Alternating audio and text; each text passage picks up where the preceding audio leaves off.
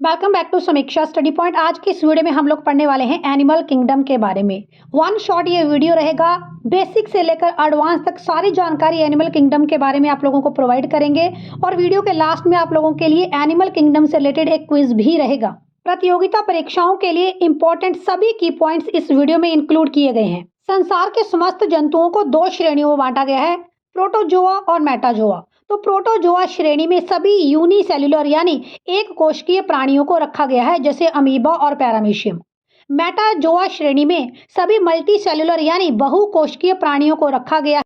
ये एनिमल्स भी आ जाएंगे और इसी में हम लोग पढ़ेंगे एनिमल किंगडम के वेरियस फाइलम्स के बारे में, जैसे Porifera, Coelenterata, Annelida, arthropoda, Mollusca और कॉर्डेटा। इंपॉर्टेंट की पॉइंट्स फॉर कॉम्पिटेटिव एग्जाम। आप लोगों से क्वेश्चन पूछा जा सकता है कि हिस्टोरिया एनिमेलियम पुस्तक किसने लिखी है। राइट आंसर आएगा अरस्तु यानी अरिस्टोटल। पेपर में क्वेश्चन पूछा जा सकता है जंतु विज्ञान का जनक किसे कहा जाता है, तो राइट आंसर आएगा अरस्तु। अरस्तु ने अपनी पुस्तक हिस्टोरिया एनिमेलियम में 500 से भी अधिक जंतुओं का वर्णन किया, इसीलिए इन्हें जंतु विज्ञान का जनक कहा जाता है। आपसे क्वेश्चन पूछा जा सकता है हिस्टोरिया प्लांटेरियम पुस्तक किसने लिखी है, तो राइट आंसर आएगा थियोफ्रेस्टस। तो जो थियोफ्रेस्टस थे, इन्होंने एक पुस्तक लिखी हिस्टोरिया प्लांटेरियम, जिसमें 500 से अधिक पौधों का वर्णन किया गया, इसीलिए थियोफ्रेस्टस को वनस्पति विज्ञान का जनक कहा जाता है। अगला मोस्ट इंपॉर्टेंट क्वेश्चन, वर्गीकरण का जनक किसे कहा जाता है, तो कैरोलस लीनियस को वर्गीकरण का जनक कहा जाता है। कैरोलस लीनियस ने एक पुस्तक लिखी है सिस्टम नेचरे, और इसमें इन्होंने जीवों का वर्गीकरण दो हिस्सों में किया है, जंतु जगत और पादप जगत। जंतु जगत यानी एनिमल किंगडम और पादप जगत यानी प्लांट किंगडम। आप लोग ये क्वेश्चन भी याद रखें, फादर ऑफ जूलॉजी है अरस्तु, फादर ऑफ बॉटनी है थियोफ्रेटस, और फादर ऑफ फिजिक्स है न्यूटन, और फादर ऑफ केमिस्ट्री है लेवोशियर। तो आपने ये ध्यान रखना है कि टैक्सोनॉमी ऑफ लिविंग थिंग्स में जीवों के वर्गीकरण में सबसे पहले डोमेन लिखा जाता है, फिर किंगडम, फिर फाइलम, फिर क्लास, फिर ऑर्डर, फिर फैमिली, फिर जीनस और लास्ट में स्पीसीज। प्लांट किंगडम के बारे में डिटेल वीडियो हम लोग पहले ही बना चुके हैं और वीडियो का लिंक आपको मिल जाएगा डिस्क्रिप्शन बॉक्स में। आखिर फाइलम क्या है, तो बहुत सारे जीवों को समान गुणों के आधार पर एक स्थान पर रखना संघ कहलाता है। जंतु वर्गीकरण में जीवों को संघ में बांटा जा सकता है, और कौन कौन से संघ आप लोग पढ़ने वाले हैं, protozoa, arthropoda, mollusca, porifera, platyhelminthes, aschelminthes, coelenterata, annelida, echinodermata और कॉर्डेटा। सबसे पहले जानते हैं एनिमल क्या है। तो any group of multicellular eukaryotic organism that has been evolved independently from unicellular organism. तो ऐसे जीवों का समूह जो यूकैरियोटिक हैं और मल्टीसेल्युलर हैं, और जिनका ओरिजिन जो इवॉल्व हुए हैं एक कोशिकीय जीवों से। एनिमल क्या है, एनिमल एक लिविंग थिंग है जिसके पास सेंस ऑर्गन्स हैं, आई है, नोज है, इस तरह से सेंस ऑर्गन है जो स्टिमुलस को रिएक्ट कर सकती है और मूव कर सकती है। और मैमल्स, इंसेक्ट, रेप्टाइल, वर्ड्स, ये सारे क्या हैं, एनिमल्स ही हैं। तो आखिर एनिमल क्या है, एक group of multicellular eukaryotic organism that has been evolved independently from unicellular organisms। जंतु जगत का वर्गीकरण 6 आधारों पर किया गया है, body organization, symmetry, germ layer, coelom, segmentation और नोटोकोड, और इनको हम लोग डिस्कस करेंगे वन बाय वन। तो जंतु जगत में वर्गीकरण का पहला बेस था बॉडी ऑर्गेनाइजेशन यानी शरीर का संगठन। देखिए, कोई भी ऑर्गेनिज्म है, सबसे पहले यूनिसेल्युलर ऑर्गेनिज्म आए, सेल्स आपस में कंबाइन किए और बनाया टिश्यू यानी ऊतक, फिर सिमिलर टिश्यूज आपस में कंबाइन किए और बनाया ऑर्गन, जैसे heart, kidney, liver, lungs. Organ मतलब कि अंग, तो अंगों ने मिलकर बनाया अंग तंत्र, और अंग तंत्र से मिलकर बना बॉडी। तो किसी भी जीव की जो बॉडी है वो सिर्फ सेल से मिलकर बनी है, या फिर उसका जो बॉडी ऑर्गेनाइजेशन है वो टिश्यू लेवल के ऊपर है, या फिर ऑर्गन लेवल के ऊपर है, या फिर ऑर्गन सिस्टम लेवल के ऊपर है। तो जो हमारे वेरियस फाइलम्स हैं, इनमें पोरीफेरा जो जीव है, इनका बॉडी ऑर्गेनाइजेशन सेलुलर लेवल के ऊपर हुआ है, इनकी बॉडी में सिर्फ सेल था, कोई टिश्यू, कोई ऑर्गन, कोई सिस्टम नहीं है। और इसमें जो आपका दूसरा फाइलम है सीलेंट्रेटा, यहाँ पर जो एनिमल्स की बॉडी ऑर्गेनाइजेशन है वो टिश्यू लेवल के ऊपर हुई है। और जो आपका तीसरा फाइलम है प्लेंटीहेल्मिन्थीज, यहाँ पर जो बॉडी ऑर्गेनाइजेशन है वो ऑर्गन लेवल के ऊपर हुई है, यानी प्लेंटीहेल्मिन्थीज जीवों में आप लोगों को ऑर्गन मिल जाएंगे। और नीचे के जितने भी फाइलम हुए हैं इनमें बॉडी ऑर्गेनाइजेशन सिस्टम लेवल के ऊपर हुआ है। एस्केलमेंथीज फाइलम से लेकर कॉर्डेटा फाइलम तक के जीवों में आप लोगों को सिस्टम मिल जाएगा, जैसे respiratory system, digestive system, excretory system. इसके बाद आएगा सिमेट्री यानी सममिति। अगर किसी ऑर्गेनिज्म में हम बीच में एक लाइन खींचे, जैसे बटरफ्लाई के बीच में एक लाइन है, एक वर्टिकल लाइन है, तो इसका लेफ्ट पार्ट और राइट पार्ट बिल्कुल एग्जैक्टली सेम है। तो इस तरह की सिमेट्री को हम लोग बोलेंगे बाइलेटरल सिमेट्री, जैसे कि आपको मक्खी में दिख रही है बाइलेटरल सिमेट्री। बाइलेटरल सिमेट्री मतलब द्विपक्षीय सिमेट्री। और अगर किसी ऑर्गेनिज्म में हम लोग एक से ज्यादा लाइंस खींचे और लेफ्ट पार्ट और राइट पार्ट में एक जैसी ही बिल्कुल शेप बने, जैसे स्टारफिश में, तो इस तरह की सिमेट्री को हम लोग बोलेंगे रेडियल सिमेट्री यानी त्रिज्यीय सममिति। और अगर किसी ऑर्गेनिज्म में कहीं से भी हम लोग लाइन खींचे, चाहे हॉरिजॉन्टल खींचे, चाहे वर्टिकल खींचे, चाहे किसी और डायरेक्शन में खींचे, और उनमें कोई भी सिमेट्री ना बने, तो ऐसे ऑर्गेनिज्म को हम लोग बोलेंगे असिमेट्रिकल ऑर्गेनिज्म यानी असममिति वाले ऑर्गेनिज्म। तो जैसे पोरीफेरा है, इसमें आप कोई भी लाइन खींचिए, यहाँ पर दोनों तरफ एक जैसी शेप नहीं बनती, तो पोरीफेरा ऑर्गेनिज्म होंगे असिमेट्रिकल। तो आपने याद रखना है कि पोरीफेरा फाइलम में कोई सिमेट्री नहीं है, इस संघ के जीव असिमेट्रिकल है। और यहाँ पर जो आपका सीलेंट्रेटा संघ है और आपका इकाइनोडर्मेटा संघ है, यहाँ पर रहेगी रेडियल सिमेट्री, और बाकी सभी संघ में रहेगी बाइलेटरल सिमेट्री। देखिए, जब कोई भी ऑर्गेनिज्म रिप्रोडक्शन करता है तो फ्यूजन ऑफ मेल और फीमेल गैमेट्स होगा। इस फ्यूजन ऑफ मेल और फीमेल गैमेट से बनता है जायगोट, जिसको आप बोलते हैं युग्मनक। और जब जायगोट डेवलप हो जाता है तो ये बनता है इम्ब्रियो यानी भ्रूण। और जब भ्रूण डेवलप हो जाता है, जैसे इंसान में भ्रूण 9 महीने के बाद डेवलप हो जाएगा, तो फिर एक बेबी का जन्म होगा।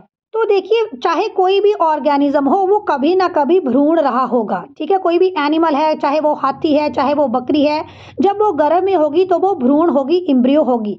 तो जो ये इम्ब्रियो है, अगर इसमें 2 लेयर्स हैं तो हम लोग बोलेंगे डिप्लोब्लास्टिक, और अगर इम्ब्रियो में 3 लेयर हैं तो इसको हम लोग बोलेंगे ट्रिप्लोब्लास्टिक।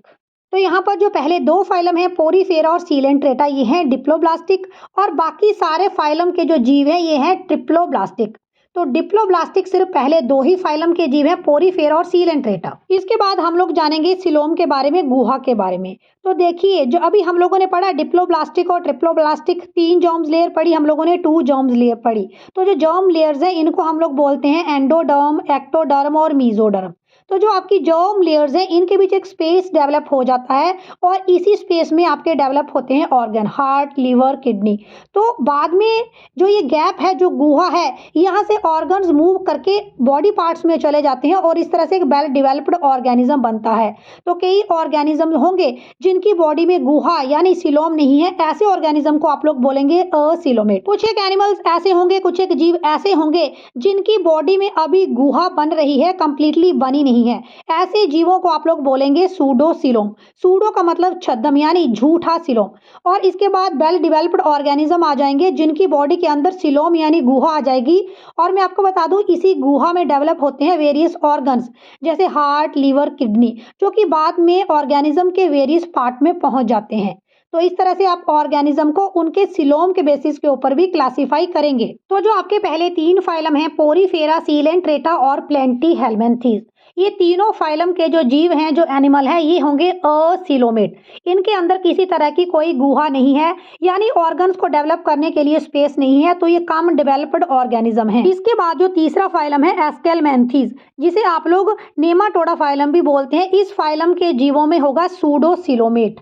और जो बाकी के फाइलम है, इन सारे फाइलम्स में प्रेजेंट है सिलोम यानी गुहा प्रेजेंट है। यहाँ पर ऑर्गन्स डेवलप हो सकते हैं। जब ऑर्गन्स डेवलप हो रहे हैं तो ऑर्गन सिस्टम भी इस तरह के जीवों में आपको डेवलप्ड मिलेगा।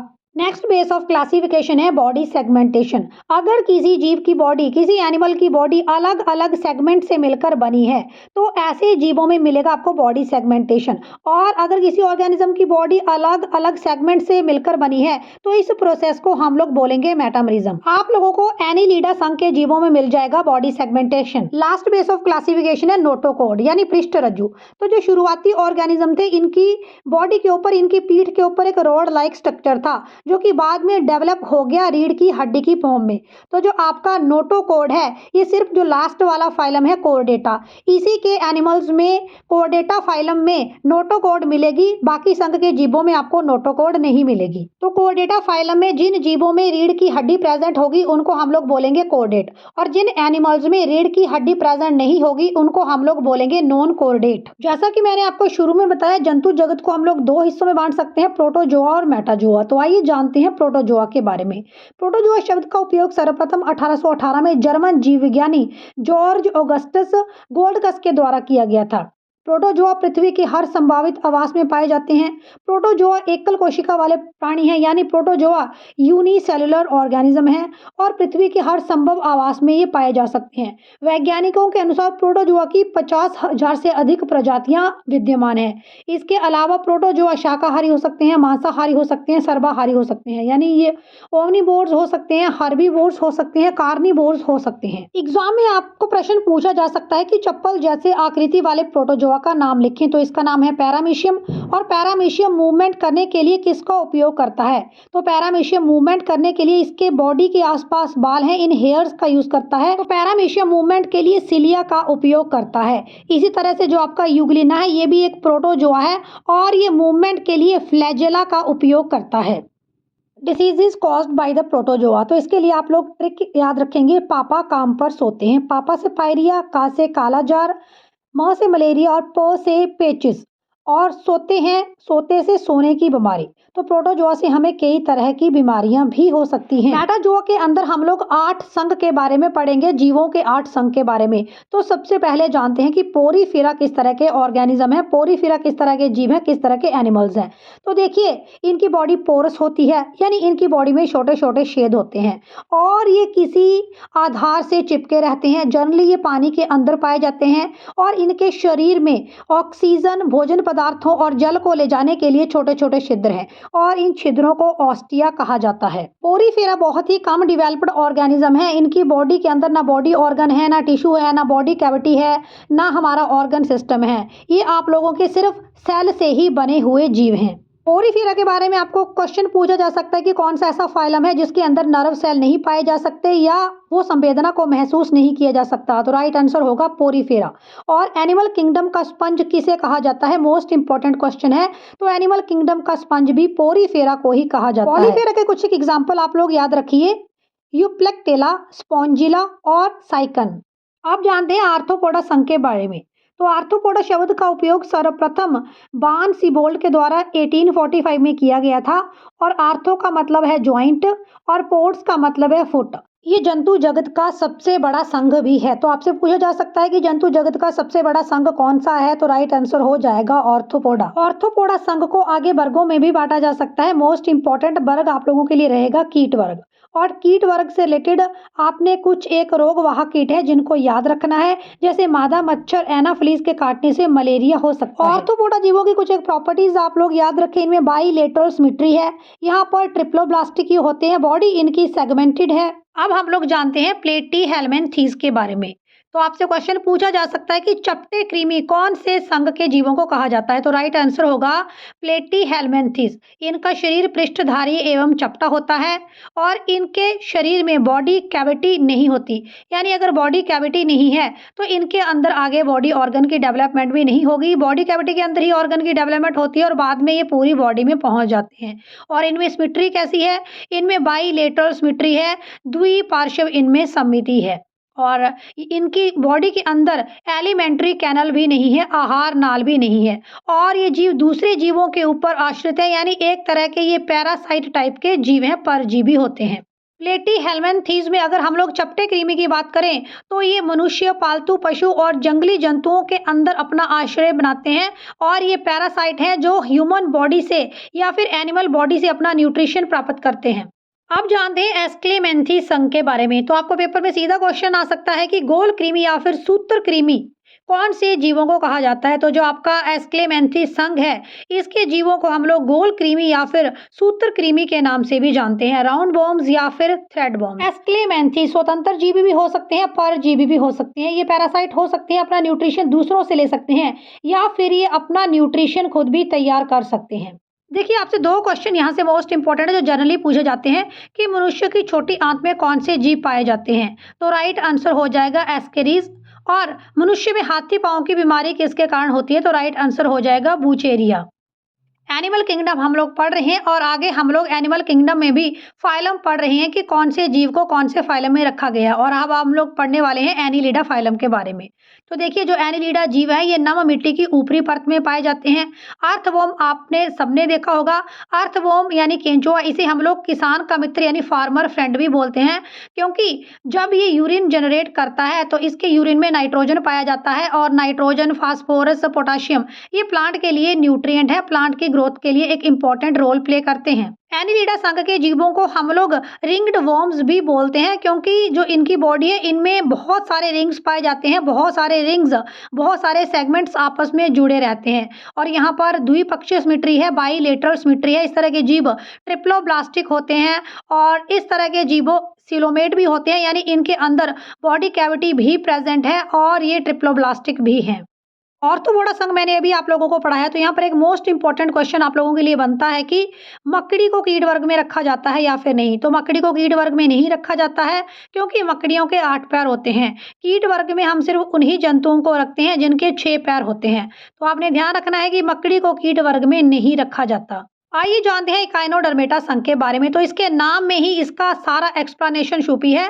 इकाइनो का मतलब है स्पाइन्स यानी कांटे और डर्मेटा का मतलब है स्किन, यानी ऐसे जीव जिनकी स्किन के ऊपर कांटे पाए जाते हैं।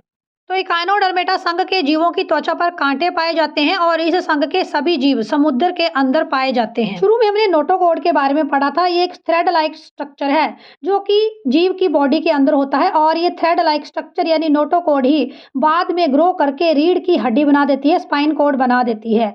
तो यहाँ पर जो कॉर्डेटा संघ के जीव हैं सिर्फ इन्हीं के अंदर ही नोटोकॉर्ड यानी रीढ़ की हड्डी पाई जाती है। तो देखिए कॉर्डेटा संघ के जीवों के अंदर रीढ़ की हड्डी पाई जाती है और जो आपका कॉर्डेटा फाइलम है इसको आगे डिवाइड किया गया है। इसमें मैमल्स हैं, एव्स हैं, रेप्टाइल्स हैं, एम्फीबियंस हैं और पीसीज हैं। मैमल जैसे ह्यूमन भी मैमल है, वो अपने यंग वंस को प्रोड्यूस करता है, उनको दूध पिलाता है।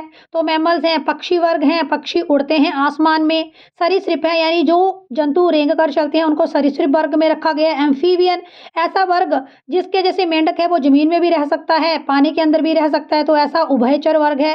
इस तरह से आपका मत्स्य वर्ग भी है, जैसे मछलियां, व्हेल मछली, डॉल्फिन मछली जो पानी के अंदर रहती है। कॉर्डेटा संघ से आप लोगों को मैक्सिमम क्वेश्चन पूछे जाते हैं। अगर मैं मछली वर्ग की बात करूं, मत्स्य वर्ग की बात करूं, पीसेस की बात करूं, तो इनकी बॉडी में जो इनका हार्ट है इसमें 2 चैम्बर पाए जाते हैं। जैसे मनुष्य की बॉडी है, हमारे हार्ट में 4 चैम्बर पाए जाते हैं, 2 ऑरिकल और 2 वेंट्रिकल। और ये पानी में रहने वाले जीव हैं। मछली है, सांस किसके द्वारा लेती है? गिल्स के द्वारा सांस लेती है। आपने ध्यान रखना है हम लोग ह्यूमन लंग्स के द्वारा सांस लेते हैं। और जिस तरह से अभी हमने अर्थवर्म के बारे में पढ़ा, केंचुआ के बारे में पढ़ा, ये सांस लेने के लिए अपनी मॉइस्ट स्किन यानी नम जो इसकी त्वचा है उसका उपयोग करता है। और जो हमारे इंसेक्ट्स हैं ये ट्रैकिया का उपयोग करते हैं सांस लेने के लिए। आप लोगों को पेपर में पूछा जा सकता है कि कौन सी मछली है जिसे डॉग फिश के नाम से जानते हैं, तो आंसर हो जाएगा शार्क मछली। सबसे बड़ी मछली कौन सी है? तो राइट आंसर हो जाएगा ब्लू व्हेल। मछलियों में कौन सा विटामिन पाया जाता है? यानी हम लोग बैलेंस डाइट खाते हैं, न्यूट्रिशन हम लोग लेते हैं, तो जो फिश है इसमें कौन सा न्यूट्रिएंट पाया जाता है, कौन सा विटामिन पाया जाता है? तो फिश विटामिन ए में रिच है। दरियाई घोड़ा मुख्यतः कहाँ पाया जाता है? तो अटलांटिक महासागर में। और मछलियाँ सांस लेने के लिए ऑक्सीजन का उपयोग करती हैं, तो मछलियों को ऑक्सीजन कहाँ से मिलती है? तो मछलियाँ जल में घुली हुई ऑक्सीजन का उपयोग करती हैं और गिल्स के द्वारा ये सांस लेती हैं। तो ध्यान रखें मछली में गंध का कारण है अमोनिया। सी हॉर्स के बारे में, यानी सी हॉर्स को हम लोग कहते हैं समुद्री घोड़ा और इसे हम लोग अन्य किस नाम से जानते हैं? हिप्पोकैम्पस के नाम से। आपको बताना है कि ऐसी कौन सी फिश है जो मॉस्किटो को खा सकती है, मच्छर के लार्वा को खा सकती है, तो राइट आंसर हो जाएगा गेम्बूसिया फिश। आपसे पूछा जा सकता है पेपर में कि कौन सी मछली है जिसका उपयोग मच्छरों को कम करने के लिए किया जा सकता है, तो राइट आंसर हो जाएगा गेम्बूसिया फिश। सबसे बड़ा मैमल कौन है? Blue whale. तो आपने ध्यान रखना है कि ब्लू व्हेल को यानी व्हेल को मछली की कैटेगरी में नहीं रखा जाता, इन्हें मैमल की कैटेगरी में रखा गया है और सबसे बड़ा मैमल है ब्लू व्हेल। अब हम लोग जानते हैं वर्ड्स यानी एव्स के बारे में। तो देखिए वर्ड्स कहाँ से ओरिजिनेट हुए हैं? तो इवोल्यूशन हुई है और वर्ड्स रेप्टाइल से ओरिजिनेट हुए हैं। यानी कभी जो जीव पृथ्वी के ऊपर रेंगते थे, आगे चलकर वो वर्ड्स की फॉर्म में इवॉल्व हो गए और ऐसा फोजल जो हमें ये बताता है कि वर्ड्स रेप्टाइल से इवॉल्व हुए हैं, ऐसे फोजल को हम लोग बोलते हैं आर्कियोपटेरिक्स। ये सबसे पुराना फोजल है जो हमें बताता है कि रेप्टाइल से ही वर्ड्स का ओरिजिन हुआ है। पक्षियों की हड्डियां अंदर से खोखली होती हैं, इसीलिए पक्षी आसानी से उड़ सकते हैं। और जो पक्षियों की आगे वाली भुजा है, यानी जो इसके 4 लिम्स है, ये विंग्स की तौर पर विकसित हो गए हैं और उड़ने में मदद करते हैं। जो पक्षी वर्ग है, इसके हार्ट में 4 चैम्बर्स होते हैं, जैसे ह्यूमन हार्ट में 4 चैम्बर्स होते हैं। पक्षी माइग्रेशन कर सकते हैं, यानी एक जगह से दूसरी जगह में रिप्रोडक्शन में, शेल्टर के लिए या फिर फूड के लिए जा सकते हैं। पेपर में आपसे पूछा जा सकता है कि ऐसा कौन सा पक्षी है जो घोंसला नहीं बनाता है और अपने अंडे किसी अन्य पक्षी के घोंसले में देता है। तो राइट आंसर हो जाएगा कोयल। कोयल अपना घोंसला नहीं बनाती है और कौवे के घोंसले में ही अपने अंडे देती है। सबसे प्राचीन आर्कियोपटेरिक्स कौन सा है? तो जुरासिक युग के जीवाश्म, यानी जब हमारी पृथ्वी पर डायनासोर हुआ करते थे, तो डायनासोर एज के जो जीवाश्म है, ये सबसे पुराने पक्षियों का प्रूफ हम लोगों को देते हैं। और सबसे छोटा पक्षी कौन सा है? तो हमिंग बर्ड सबसे छोटा पक्षी है। इसे गुंजन पक्षी के नाम से भी जानते हैं और ये उल्टी दिशा में भी उड़ सकता है। आपसे पूछा जा सकता है कि सबसे बड़ा पक्षी कौन सा है? तो राइट आंसर हो जाएगा शुतुरमुर्गी सबसे बड़ा पक्षी है और ये अफ्रीका और अरेबिया में पाया जाता है। मैमल्स मैमल्स ऐसे स्तनधारी हैं जो अपने बच्चों को दूध पिलाते हैं। रहने के लिए इनका आवास कहाँ है? जल, स्थल और वृक्षों पर ये रह सकते हैं। जैसे बंदर, वो अपने यंग वंस को प्रोड्यूस करते हैं, उन्हें दूध पिलाते हैं, लेकिन वो वृक्षों के ऊपर रहते हैं। मनुष्य जो है ये स्थल में रहता है। व्हेल मछली ये भी एक मैमल है जो कि जल में रहता है। अब मैमल्स के हृदय में कितने चैम्बर होते हैं? तो इनके हृदय में 4 चैम्बर्स होते हैं और मैमल वार्म ब्लडेड होते हैं। जो मैमल्स हैं ये विविपेरस हैं, यानी ये अपने यंग वंस बच्चों को जन्म देते हैं। जैसे पक्षी हैं ये ओविपेरस हैं क्योंकि ये अंडे दे सकते हैं। मैमल से रिलेटेड कुछ इंपॉर्टेंट क्वेश्चन आंसर। तो ब्लू व्हेल सबसे बड़ा मैमल है। ब्लू व्हेल को फिश की कैटेगरी में नहीं रखा गया, इसे मैमल की कैटेगरी में रखा गया है और ब्लू व्हेल सबसे बड़ा मैमल है। श्रीव स्मॉल माउस ये सबसे छोटा मैमल है। और ऐसा कौन सा मैमल है जो उड़ सकता है? तो चमगादड़ ऐसा मैमल है जो उड़ सकता है। लास्ट में हम लोग पढ़ेंगे एम्फीबियन के बारे में। तो एम्फीबियन ऐसे ऑर्गेनिज्म है, ऐसे जीव हैं जो जल में भी रह सकते हैं और स्थल में भी रह सकते हैं, यानी ये पानी और जमीन, लैंड और वाटर दोनों के अंदर ही रह सकते हैं। जैसे मेंढक है तो मेंढक जमीन में भी रह सकता है, जो मेंढक पानी के अंदर भी रह सकता है, लेकिन जब मेंढक रिप्रोडक्शन करेगा, अंडे देगा, तो ये पानी के अंदर जाकर ही अंडे देगा। एम्फीबियन में रेस्पिरेटरी ऑर्गन गिल्स, लंग्स और स्किन हो सकते हैं। जैसे फ्रॉग जब लार्वा फॉर्म में पानी के अंदर होगा तो रेस्पिरेशन के लिए ये गिल्स का उपयोग करता है, लेकिन जब ये डेवलप हो जाएगा, जमीन के ऊपर आ जाएगा, तो रेस्पिरेशन के लिए ये गिल्स का उपयोग भी करता है। अब आप लोगों के लिए क्विज लगाते हैं। तो जंतु जगत में क्या शामिल है? एनिमल किंगडम में क्या शामिल है? आप लोगों के पास 4 ऑप्शंस हैं। यूनिसेल्युलर प्रोकैरियोट्स हैं, एनिमल किंगडम के अंदर यूनिसेल्युलर यूकैरियोट्स हैं, मल्टीसेल्युलर प्रोकैरियोट्स हैं या फिर मल्टीसेल्युलर यूकैरियोट्स हैं। तो एनिमल किंगडम के अंदर बहुकोषीय यूकैरियोट जीवों को शामिल किया गया है। तो राइट ऑप्शन हो जाएगा मल्टीसेल्युलर यूकैरियोट्स। दूसरा प्रश्न आप लोगों के लिए, निम्नलिखित में से कौन सा एनिमल किंगडम का सब किंगडम है? तो इसमें आपसे पूछा गया है, 4 ऑप्शन दी गई है, प्रोटोजोआ, मेटाजोआ या फिर प्रोटोजोआ और मेटाजोआ दोनों ही, या फिर पैराजोआ। तो देखिए शुरू में ही मैंने आप लोगों को पहली स्लाइड में बताया था कि एनिमल किंगडम को आगे 2 हिस्सों में बांटा गया है, प्रोटोजोआ और मेटाजोआ। तो राइट आंसर हो जाएगा option C, both A and B, यानी प्रोटोजोआ और मेटाजोआ। एनिमल किंगडम को 2 सब किंगडम में बांटा गया है, protozoa and metazoa. Last question आप लोगों से रहेगा, संघ पोरीफेरा के अंतर्गत आने वाले जंतुओं को हम लोग क्या कहते हैं? The members of phylum Porifera are commonly known as. Round bombs बोलते हैं, फ्लैट बॉम्ब्स बोलते हैं, स्पॉन्जिस बोलते हैं या फिर प्लेनेरिया बोलते हैं। अपना आंसर कमेंट जरूर करें। वीडियो अच्छा लगा है तो वीडियो को लाइक शेयर जरूर करें और बायोलॉजी वीडियो पाने के लिए चैनल को सब्सक्राइब जरूर करें।